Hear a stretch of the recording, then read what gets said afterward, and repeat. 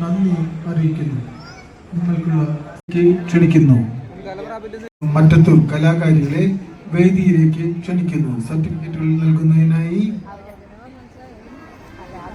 ശ്രീ വടക്കുന്നാഥൻ ക്ഷേത്ര ഉപദേശക സമിതി അംഗം ഉഷ നന്ദിനിയെ ക്ഷണിക്കുന്നു.